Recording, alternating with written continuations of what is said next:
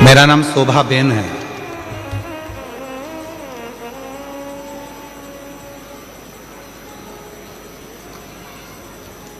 मैं सूरत से हूं। गुरुदेव कहीं बैठी हूं सूरत से शोभा बेन।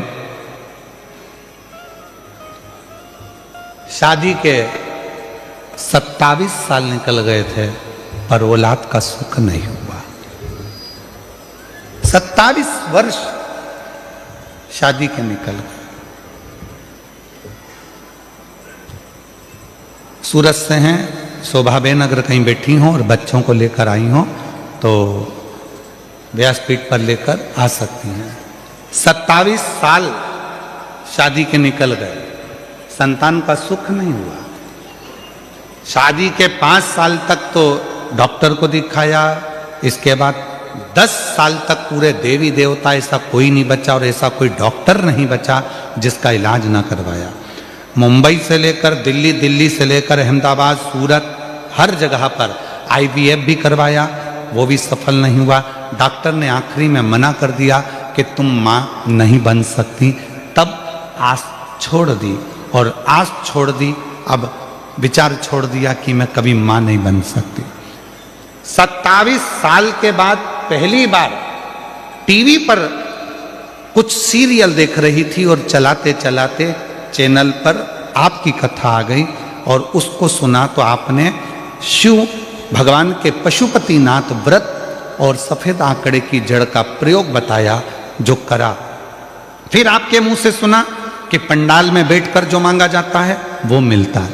मैंने अपने पति से कहकर पंडाल में बैठकर दोनों ने रात्रि विश्राम कर कर शिव पुराण की कथा सुनी, वहां की मिट्टी को अपने पेट पर लगाई। डॉक्टर तो मना करे थे कि औलाद नहीं होगी और बाबा की ऐसी कृपा हुई, हम 2 बार कुबरेश्वर धाम होकर आए, 2 बार पशुपति व्रत करे और 2 बार सफेद आंकड़े की जड़ का प्रयोग करा। बाबा की कृपा से 27 साल के बाद जुड़वा बच्चों ने जन्म लिया। हम बाबा को प्रणाम करने के लिए, बाबा को नमन करने के लिए 27 वर्ष के बाद मेरे घर में बाबा ने किलकार किया। किससे कहें? कहीं बैठी हो शोभा बेन सूरत से, अगर कहीं बैठी हो तो आ सकती। किससे कहो? मेरा तू ही तो हमदर्द जिससे हर दर्द कहता हूं। आप किससे कहो? ब्रह्मा जी ब्रह्मलोक में बहुत दूर हैं, भगवान विष्णु वैकुंठ में है, इंद्र लोक में बैठे हुए हैं। हम अपना दर्द किससे कहने जाएंगे? हम अपना दुखड़ा किससे कहने जाएंगे? हम अपनी तकलीफें किससे कहने जाएंगे? हम हमारा कष्ट किससे कहने के लिए जाएंगे? तो सारे देवताओं ने अपना अपना स्थान चुना। आखिरी में शंकर भगवान को बुलाया गया और शिव जी से कहा, सारे देवताओं ने अपना अपना स्थान चुन लिया है, तुम कहाँ रहना पसंद करोगे? पृथ्वी पर कोई रहना नहीं चाहता। क्यों? क्योंकि दुनिया के लोगों के दुखड़े इतने ज़्यादा हैं, रोज आएंगे, रोज दुखड़ा रोएंगे, रोज आएंगे, रोज तकलीफ कहेंगे, तो कोई देवता पृथ्वी पर नहीं रहना चाहता। आप बताओ, आप कहाँ रहना चाहते हो? शंकर भगवान ने कहा, मैं पृथ्वी पर रहने को तैयार हूं, मृत्यु लोक में रहने को तैयार हूं। तो भोले बाबा आपको सबके दुखड़े सुनना पड़ेंगे, भोले बाबा आपको सबके दुखड़े सहना पड़ेंगे, आपको सबके दुखड़े सुनकर उनके दुखड़ों को समाप्त करना पड़ेगा। शंकर भगवान ने कहा, मैं पृथ्वी पर रहने को तैयार हूं और सबके दुखड़े सुनने को तैयार हूं और सबके दुखड़े समाप्त करने को तैयार हूं। मैं तैयार।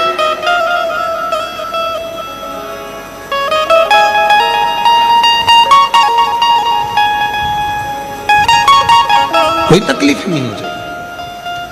तो सारे देवताओं ने भगवान शंकर भगवान से कहा, भोले बाबा स्कंद पुराण का ये चरित्र कथा है। सारे देवताओं ने एकाग्रित होकर भगवान शिव जी से कहा, आज हम सारे देवता वचन देते हैं कि दुनिया का व्यक्ति, मृत्यु लोक में रहने वाला यदि मनुष्य, संसार सागर में रहने वाला यदि मानव भूलवश भी शंकर भगवान की भक्ति कर लेगा तो उसका सारा दुखड़ा हम 33 कोटि देवता शिव जी के साथ मिलकर समाप्त कर।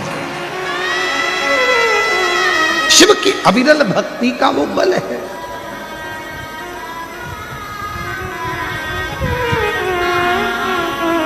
मेरा तू ही तो हमदर्द जिसे हर दर्द देखे लेता।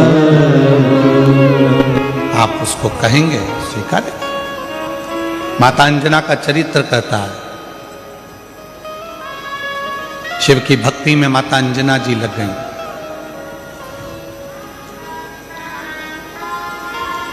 ऐसी मेरी माता अंजना ने भगवान शंकर की अविरल भक्ति करी, ऐसी भक्ति करी, परीक्षा ली। शंकर भगवान ने पार्वती जी को भेजा, भोलेनाथ जी ने जाकर कहो अंजना को कि क्या चाहिए, क्यों इतनी कड़क भक्ति कर रही हो, किस लिए? अंजना देवी के पास में पार्वती जी पहुंची और कहा क्या चाहिए? अंजना ने कहा मुझे संतान चाहिए। संतान? हाँ। कैसी संतान? तो कहा जिस शंकर भगवान की मैंने पूजन करी है वही शिव मेरे पुत्र के रूप में जन्म ले, बस ऐसी ही मेरी कामना है, ऐसी ही मेरी कामना है, और कुछ।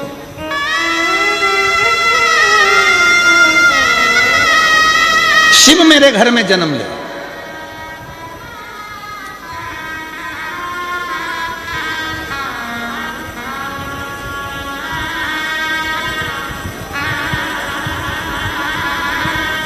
पार्वती जी ने शिव जी से कहा अंजना माता चाहती हैं आप उनके घर में जन्म ले लो। शंकर भगवान ने कहा कि मैं आज जन्मा हूं, मेरा कभी जन्म नहीं होता। भगवान नारायण राम जी का रूप धर सकते हैं, भगवान नारायण कृष्ण का रूप रख सकते हैं, भगवान नारायण दत्त का रूप रख सकते हैं, भगवान नारायण कल्कि रूप रख सकते हैं, भगवान नारायण परशुराम स्वरूप धर सकते हैं, पर भगवान शंकर बोले कि मैं कभी अपना रूप नहीं रख सकता, मैं आजन्मा हूं, जन्म और मृत्यु से मैं परे हूं, इसलिए मेरा कोई दूसरा जन्म नहीं हो सकता। आपका दूसरा जन्म नहीं हो सकता तो फिर कुछ तो कृपा करो। तब भगवान शंकर भगवान ने कहा तुम चिंता मत करो, अंजना के गर्भ से मेरा ही एक अंश प्रकट होगा जिसका नाम स्वयं पवन पुत्र हनुमान होगा, लोग उसे हनुमान कहें। तुम क्यों चिंता करते हो? ठीक है प्रभु। और आया समय और माता अंजना के गर्भ से भगवान श्री हनुमान जी महाराज का प्राकट्य। पर हनुमान जी महाराज का प्राकट्य तो हुआ, पर शिव जी की एक लीला है, आपको मालूम है? देवता देते हैं पल्ला झाड़ कर और मेरा महादेव देता है छप्पर फाड़ कर। अभी तक अंजना माता के गर्भ से एक भी औलाद नहीं थी, पर भगवान शिव ने कृपा कर दी तो अंजना जी के गर्भ से भी 6 बच्चों ने जन्म लिया। आप लोग कथा में श्रवण करे हैं पूर्व में, हनुमान गतिमान रतिमान मतिमान वर्तिमान, ऐसे हनुमान जी के कई भाई हुए, कई भाई हनुमान जी के हुए। और हमने पहले भी कहा है जिसकी फैक्ट्री ना चलती हो, बहुत दुकान ना चलती हो, तो हनुमान जी के पांव का थोड़ा सा सिंदूर लेकर यदि उस सिंदूर को किसी भी फैक्ट्री या दुकान में हनुमान जी के छोटे भाई गतिमान के नाम से अगर एक बिंदी भी सिंदूर की रख दी जाती है तो वो दुकान और फैक्ट्री भी झड़के से चलना प्रारंभ हो जाती है। गतिमान हनुमान जी के छोटे भाई, एक हनुमान जी के छोटे भाई हैं मतिमान। जब व्यक्ति डिप्रेशन में जाता है, एकाग्र चित्त नहीं रह पाता है,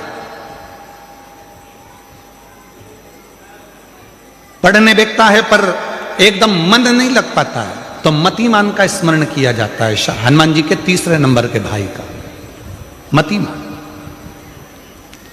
और कहते हैं एक दुर्वा यदि मतिमान के नाम से शंकर भगवान की शिवलिंग पर चढ़ा दी जाए और उसी दुर्वा को वापिस लेकर आया जाए, अंधेरा होने से पहले, सूर्य अस्त होने के पहले, शाम के प्रदोष के पहले, यदि उस दुर्वा को उस व्यक्ति को चबा चबा कर खिला दो तो डिप्रेस हो रहा है, डिप्रेशन में है, चिंता में है, टेंशन में है और उसका विवेक काम नहीं कर रहा, बुद्धि स्थिर नहीं हो पा रही है या पढ़ने में मन नहीं लग पा रहा है, तो उसको आप एक दुर्वा मतिमान, हनुमान जी के 3 नंबर के भाई मतिमान के नाम से अगर खिला देते हैं तो उसकी बुद्धि केंद्रित होना प्रारंभ हो जाती है और वो डिप्रेस से हटना प्रारंभ हो जाता है, मन स्थिर होने लगता है। मतिमान